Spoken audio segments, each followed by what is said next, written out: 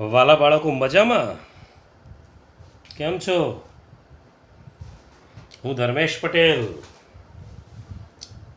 પ્રકરણ 5 સમાંતર શ્રેણી 11મો ભાગ. સ્વાગત છે તમારું. આજે આપણે થોડા વ્યવહારુ ઉદાહરણો જોઈએ. શ્રેણી એટલે સમાંતર શ્રેણીના એનના સૂત્ર પરના એનનું સૂત્ર આપણને ખબર છે, a+n-1d. એના પરના થોડા વ્યવહારુ ઉદાહરણો જોઈએ. પહેલું ઉદાહરણ આપણે બુકનું જ એક ઉદાહરણ જોઈએ. બુકનું ઉદાહરણ 9. ચાલો, ઉદાહરણ 9.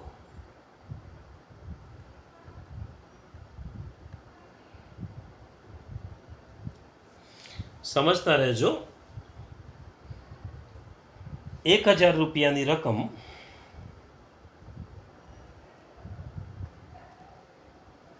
₹1000ની રકમ 8% વાર્ષિક સાદા વ્યાજે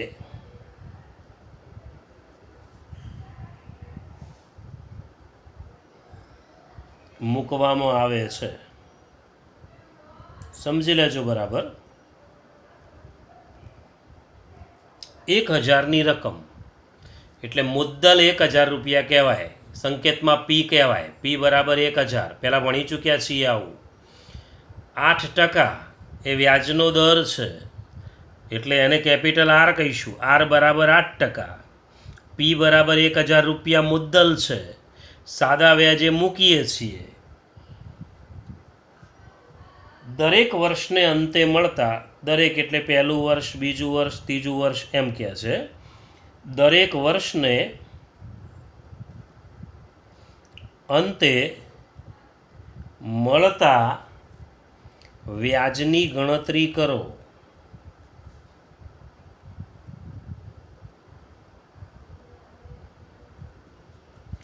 એટલે પહેલા વર્ષને અંતે, બીજા વર્ષને અંતે, ત્રીજા વર્ષને અંતે એવું પૂછે છે. શું આ વ્યાજ સમાંતર શ્રેણી બનાવે છે?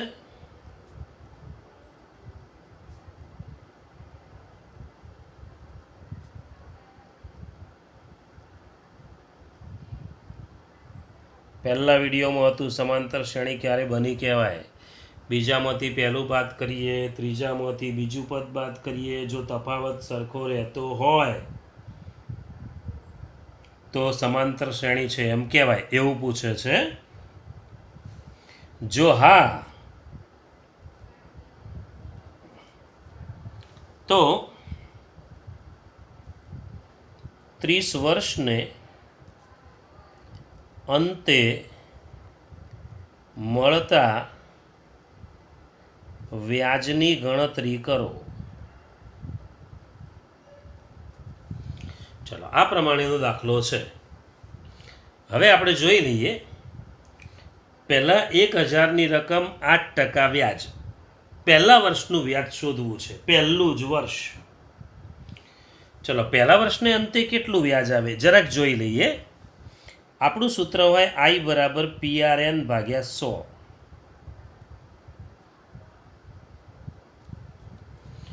I બરાબર PRN/100. હવે આપણે પહેલા વર્ષનું વ્યાજ ગણીએ. પ્રથમ વર્ષનું વ્યાજ.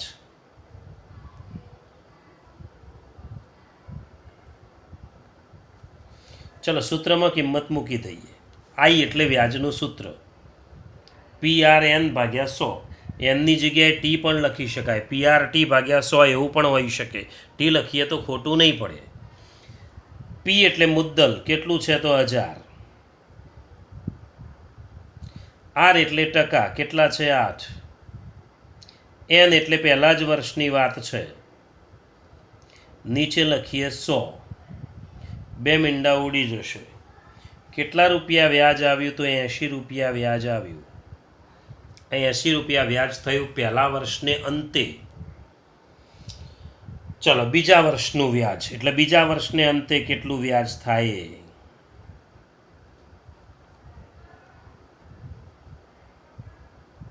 બીજા વર્ષને ને અંતે વ્યાજ. ચલો તો 1000 ગુણ્યા 8 ગુણ્યા 2 વર્ષ ભાગ્યા 100, 8 દુ 16 એટલે 160 રૂપિયા.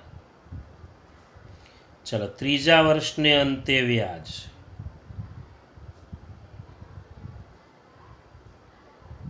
ત્રીજા વર્ષને અંતે વ્યાજ 1000 ગુણ્યા 8 ગુણ્યા 3 ભાગ્યા 100 કેટલા આવશે? 8 તરી 24 એટલે 240 રૂપિયા.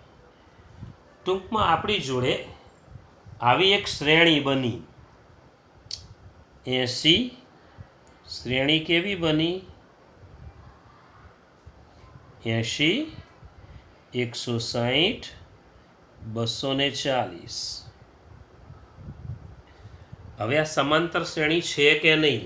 તો છે, કારણ કે તફાવત સરખો છે. જુઓ 160માંથી 80 કાઢીએ તોય 80, 240માંથી 160 કાઢીએ તોય 80. તો આપણે એમ કહી શકશું કે આ સમાંતર શ્રેણી છે, કારણ કે બે ક્રમિક પદો વચ્ચેનો તફાવત 80 છે. લખીએ, બે ક્રમિક પદો વચ્ચેનો તફાવત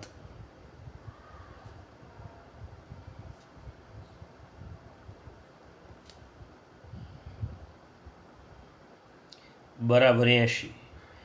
માટે સમાંતર શ્રેણી છે.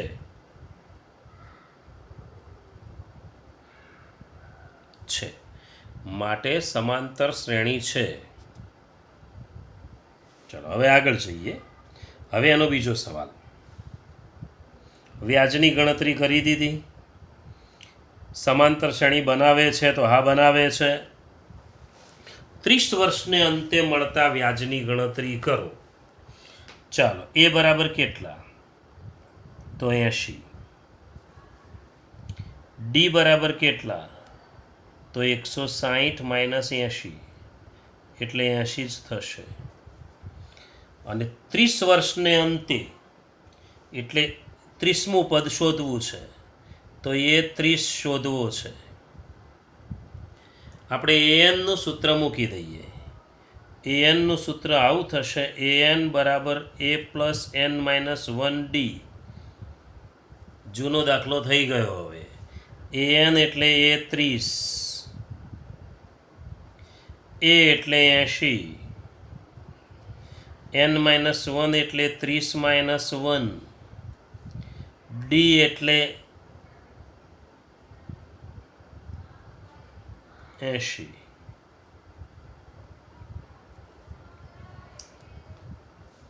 એટલે 80 વત્તા 30 માઇનસ 1 એટલે 29 અને ગુણ્યા 80 કરવા પડશે. એટલે 80 વત્તા 29 ગુણ્યા 80. ચલો 29 ગુણ્યા 80 કરી લો જરાક. 29 ગુણ્યા 80 કરી લો.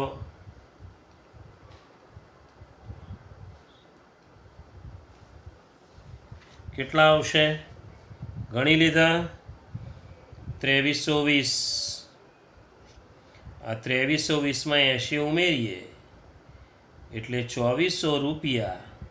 આ 2400 રૂપિયા 30 વર્ષના અંતે મળતું વ્યાજ.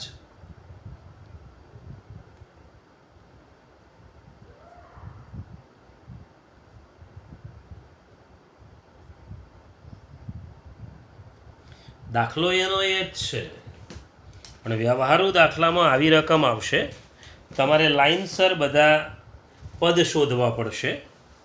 બીજું એક ઉદાહરણ જોઈએ. ઉદાહરણ 10. ચાલો બુકનું જ ઉદાહરણ 10.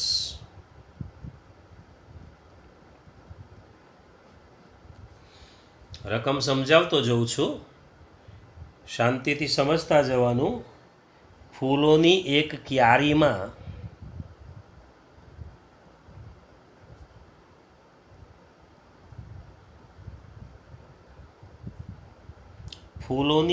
ક્યારીમાં પ્રથમ હારમાં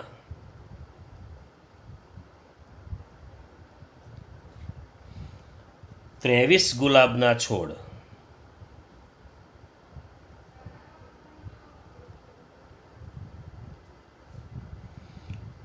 બીજી હારમાં 21 ગુલાબના છોડ,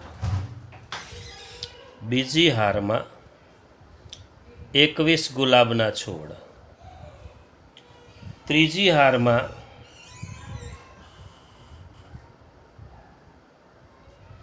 19 ગુલાબના છોડ વગેરે છે.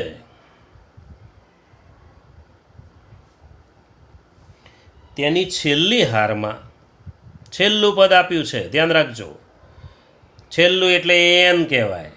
તેની છેલ્લી હારમાં 5 ગુલાબના છોડ છે.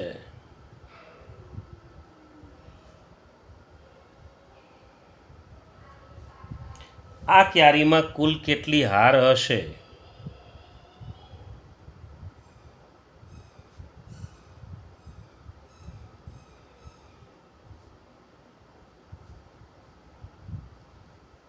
જોઈ લઈએ. ચાલો, એણે એમ કહ્યું છે ફૂલોની એક ક્યારીમાં પહેલી હારમાં 23 છોડ. ચાલો, પહેલી હારમાં 23, આપણે દરેક હારના છોડનું લિસ્ટ બનાવી દઈએ. ચાલો, પહેલી હારમાં 23, બીજી હારમાં 21, ત્રીજી હારમાં 19, એમ કરતાં કરતાં કરતાં કરતાં કે છે છેલ્લી હારમાં 5 છોડ છે. આવું આપ્યું છે. આવો દાખલો આપણે ગણી ચૂક્યા છીએ. 23, 21, 19નું કેટલામું પદ 5 થાય? આ પ્રમાણેનો દાખલો હતો. તો આમાં કેટલામું એટલે n શોધવાનો છે. ચલો, a બરાબર 23, d બરાબર 21 માઇનસ 23, નાનામાંથી મોટું બાદ કરવાનું છે. તમારે આમ ઊભું લિસ્ટ જ બનાવવાનું છે, a d એવું. 21માંથી 23 એટલે -2 થશે. કેટલામું છેલ્લી હારમાં 5, છેલ્લી એટલે an, છેલ્લા પદને આપણે l પણ કહીએ છીએ. સરવાળો કરવો હોય તો SNનું સૂત્ર મૂકવાનું હોય તો n/2 a વત્તા l, પણ સરવાળો કરવો હોય તો આમાં સરવાળો કરવાનો નથી. ચલો, an એટલે છેલ્લું પદ 5. હવે આપણે anનું સૂત્ર મૂકી દઈએ તો an બરાબર a પ્લસ n-1d, છૂટું જ લખવાનું. anની જગ્યાએ મૂકી દઈશું 5 બરાબર a એટલે 23 વત્તા n-1 એટલે n-1 જ, d એટલે -2. આગળ જઈએ, 5 -23 થશે, ભાગ્યામાં -2 આવશે, બરાબર n-1. 5માંથી 23 કાઢીએ તો -18 થશે, ભાગ્યા -2, બરાબર n-1. માઇનસ તો જતું રહેશે, 2 નવા 18 એટલે 9 બરાબર n-1. 1 આ બાજુ લાવી દઈએ તો 9 વત્તા 1 બરાબર n. તો nનું મૂલ્ય આવ્યું 10. nનું મૂલ્ય 10 આવ્યું એટલે આપણે એમ કહી શકીએ કે આ ક્યારીમાં કુલ કેટલી હાર હશે? તો ક્યારીમાં કુલ 10 હાર હશે. તો ક્યારીમાં 10 હાર હશે.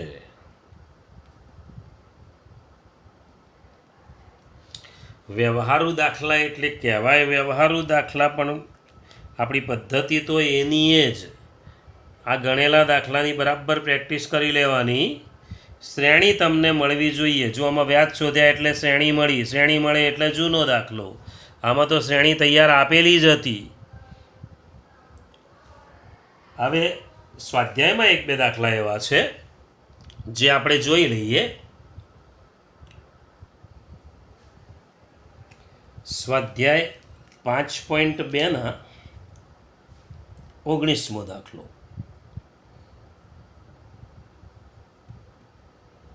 દાખલા નંબર 19, સ્વાધ્યાય 5.2.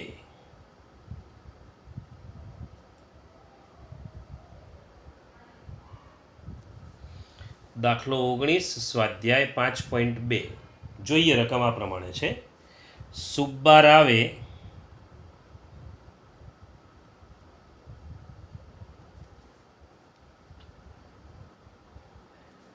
₹1995 ₹5000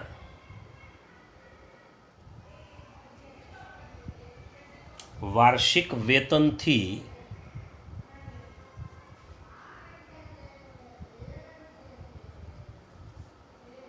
કામ શરૂ કર્યું. એમ કહે છે કે આ વ્યક્તિએ 1995માં ₹5000 વાર્ષિક પગારથી કામ શરૂ કર્યું. ₹5000 વાર્ષિક પગાર, ત્યાંથી 1995માં કામ શરૂ કર્યું અને તેમને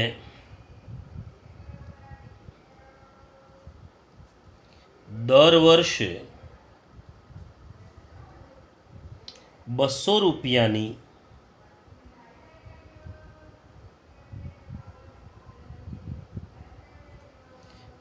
વેતન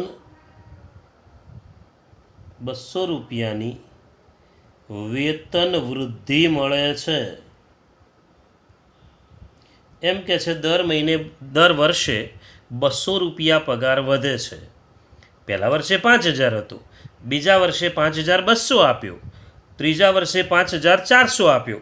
એવી રીતે ₹200 પગાર વધતો જાય છે. કયા વર્ષે?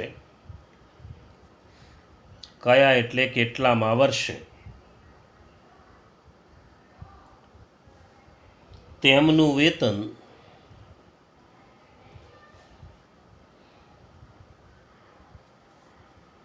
₹7000 થશે.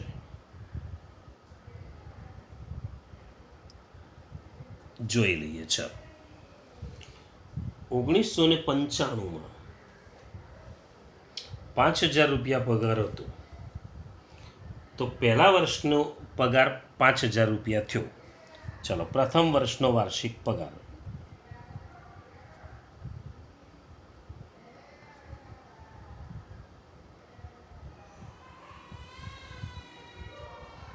₹5000.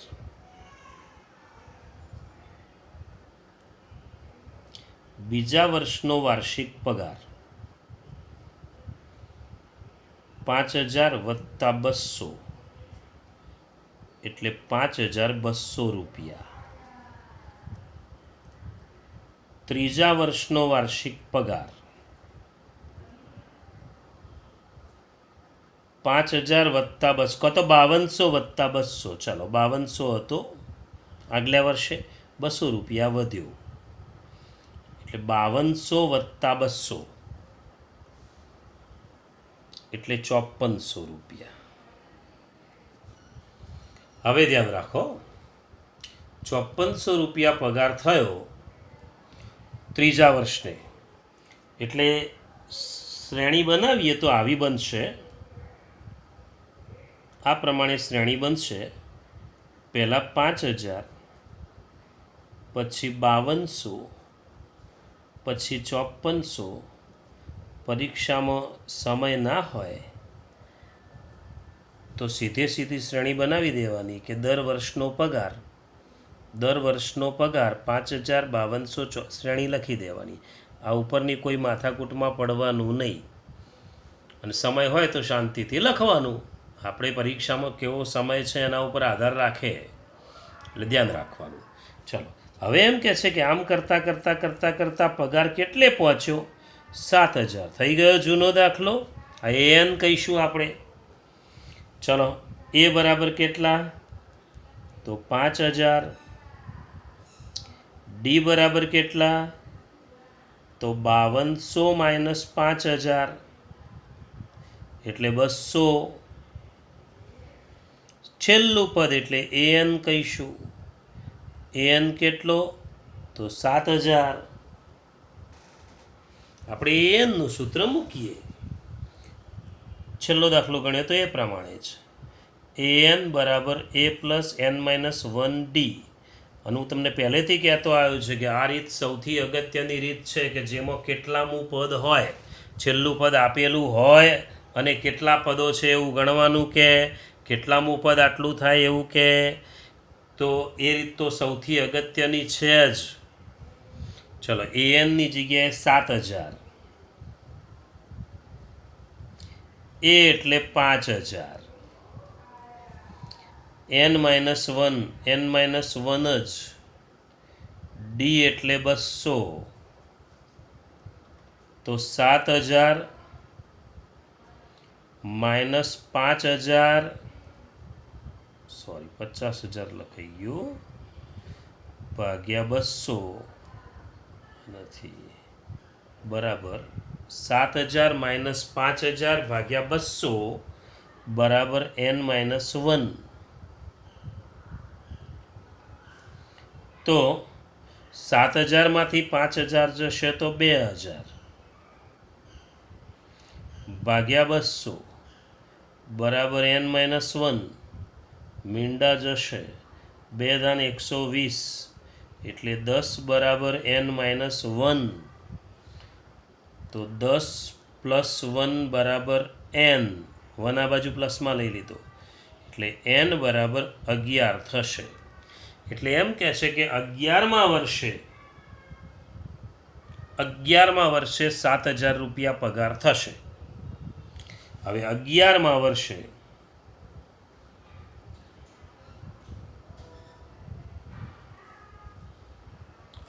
વર્ષે એટલે કઈ સાલે? 11મા વર્ષે 7000 રૂપિયા પગાર થશે. ચલો,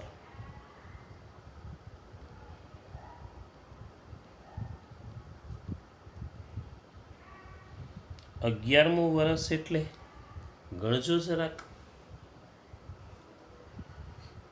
1 2 3 4 5 6 7 8 9 10 ને 11 આટલે 1995 96 97 98 99 એટલે 1999, પછી 2000 2001 2002 2003 2004 2005, તો 2005 થશે. ફરીથી એકવાર જોઈ લઈએ. 1995 96 97 98 99 2000 2001 2002 2003 2004 2005 આ 11મું. તો 2005માં માટે 2005માં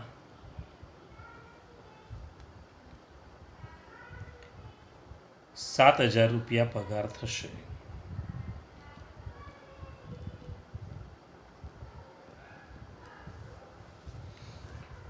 હજુ એક વ્યવહારુ ઉદાહરણ જોઈ લઈએ. એ જ સ્વાધ્યાયનું 20મો દાખલો, દાખલો 20. દાખલો 20 સ્વાધ્યાય 5.2 જ.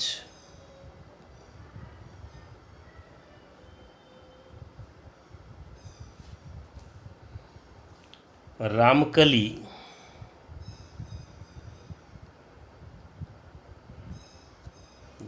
જોરદાર નામ લાવ્યો છે.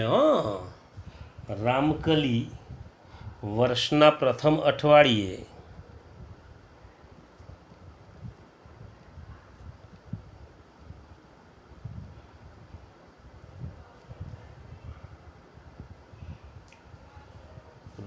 ₹5ની બચત કરે છે.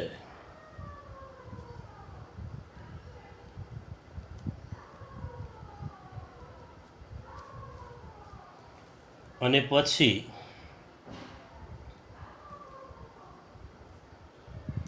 તેની અઠવાડિક બચતમાં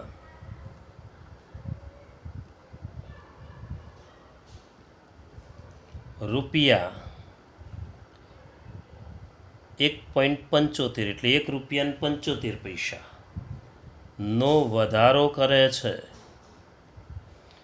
એમ કહે છે કે પહેલા અઠવાડિયે 5 રૂપિયા બચાવે છે, બીજા અઠવાડિયે 1 રૂપિયો 75 પૈસા વધુ એટલે 6 રૂપિયા 75 પૈસા એવું કરે છે. જો એનમાં અઠવાડિયે પ્રશ્ન પૂછવાની પદ્ધતિ ખાલી બદલાય છે. આમાં એનમાં વર્ષે કયું હોત તો આ જ ગણતા આપણે. આ એનમાં અઠવાડિયે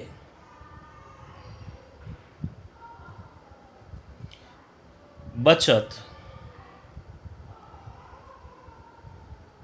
₹20.75 હોય તો એનનું મૂલ્ય શોધો.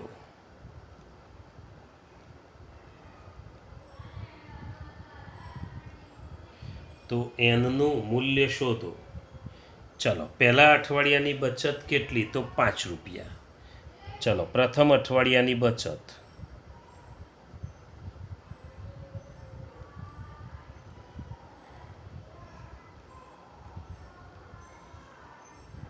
₹5. ચલો, બીજા અઠવાડિયાની બચત 5 + 1.75 એટલે ₹6.75. આટલી 6.75 રૂપિયા. ચલો, ત્રીજા અઠવાડિયાની બચત એટલે 6.75માં 1.75 ઉમેરી દઈએ, સરવાળો કરી લેવાનો. 75 ને 75 ₹1.5 થશે, અને 6 ને 1 7, 7 અને ₹1.5 એટલે ₹8.50. આપણે શ્રેણી લખી દઈએ જરાક. કેવી બની શ્રેણી જુઓ. પહેલાં 5, પછી 6.75, પછી 8.50. આ શ્રેણી બનશે. અને એમ કહે છે કે એનમાં એટલે છેલ્લું પદ કેટલામાં અઠવાડિયે કે એનમાં અઠવાડિયે 20.75. પદ્ધતિ એની એ જ. A = 5, D = 6.75 - 5 એટલે 1.75, અને એનમું પદ એટલે AN = 20.75. AN = 20.75. A 5, D 1.75, AN 20.75. મૂકી દઈએ ગણતરી ચાલુ પાછી. AN = A + n-1D. ANની જગ્યાએ 20.75, Aની જગ્યાએ 5, Nની જગ્યાએ N જ, Dની જગ્યાએ 1.75. ચલો, શું થશે જુઓ. 20.75 એમાંથી 5 કાઢવાના થશે, તો 20.75 - 5 ભાગ્યા 1.75 બરાબર n-1. ચલો, 20.75માંથી 5 કાઢીએ. 20.75માંથી 5 કાઢીએ તો 20.75માંથી 5 કાઢીએ તો 15.75 ભાગ્યા 1.75 બરાબર n-1. આમ તો જોવા જઈએ તો 1575 ભાગ્યા 175 કરવા પડે, તો 1575 જો અહીંયા 2 પોઈન્ટ કાપ્યા છે, અહીંયા 2 પોઈન્ટ કાપ્યા છે, અને લક્ષમાં નહીં લેવાના. 1575 ભાગ્યા 175 કરી દેવાના, ચાલે. એટલે આવશે 9. તો 9 = n-1. તો 9 + 1 = n, એટલે n = 10. એને n જ માગ્યો છે, nનું મૂલ્ય શોધો. nનું મૂલ્ય આવશે 10. તો એનનું મૂલ્ય 10. 4 દાખલા બુકના છે અને વ્યવહારુ ઉદાહરણો છે. કોઈ પણ નંબરના પદના વ્યવહારુ ઉદાહરણો હતા એટલે આપણે લઈ લીધા. આમાં કોઈ હોમવર્ક માટેના દાખલા આપતો નથી. આ 4 દાખલા બુકના છે, બરાબર તૈયાર કરવાના. વ્યવહારુ દાખલાનો બીજો એક ભાગ પાછો આવશે, જે આગળ બીજા પ્રકારના દાખલા આવશે. એ સરવાળાના દાખલા હશે. તો હવે પછી મળીશું. બાય.